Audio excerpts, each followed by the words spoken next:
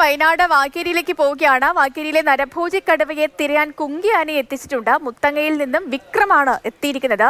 ഭരതിനെ കൂടി തിരച്ചിലിന് നടത്തുന്നതിനായി എത്തിക്കും. വയനാട് വന്യജീവി സങ്കേതത്തിലെ 13 വയസ്സുള്ള ആൺകടുവയാണ് പ്രതീക്ഷിനെ ആക്രമിച്ചു കൊന്നത്. കടുവ ജനവാസ മേഖലയ്ക്ക് അടുത്തു തന്നെ തുടരുന്നതായാണ് വനം വകുപ്പിന്റെ നിഗമനം.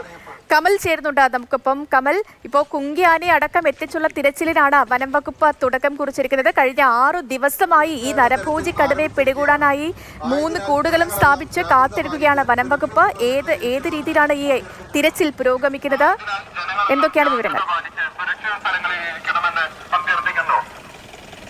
സേതു, 2 കുങ്കിയാനകളെ കൂടി തിരച്ചിലിന് എത്തിച്ചതോടെ അടുത്ത ഘട്ടത്തിലേക്ക് കടന്നിരിക്കുകയാണ് വനം വകുപ്പ്. ഇന്നലെ ഈ കടുവ വനം വകുപ്പ് സ്ഥാപിച്ച കൂടിനരികിൽ വരെ എത്തിയിരുന്നു. പക്ഷേ കൂടിൻ്റെ ഒരു വശത്ത് എത്തി തിരിച്ചു പോവുകയാണ് ഉണ്ടായത്. കൂട്ടിൽ കയറിയില്ല.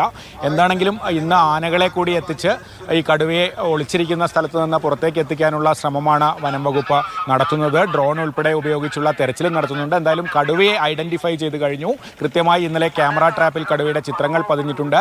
നേരത്തെ കടുവ സെൻസസിൽ ചിത്രങ്ങൾ ലഭിക്കുകയും വയനാട് വൈൽഡ് ലൈഫ് 45 എന്ന് നമ്പറിടുകയും ചെയ്ത 13 വയസ്സ് പ്രായമുള്ള ആൺകടുവയാണ് ഈ വാഗേരിയിൽ പ്രശ്നമുണ്ടാക്കുന്ന കടുവ എന്ന് തിരിച്ചറിഞ്ഞിട്ടുണ്ട്.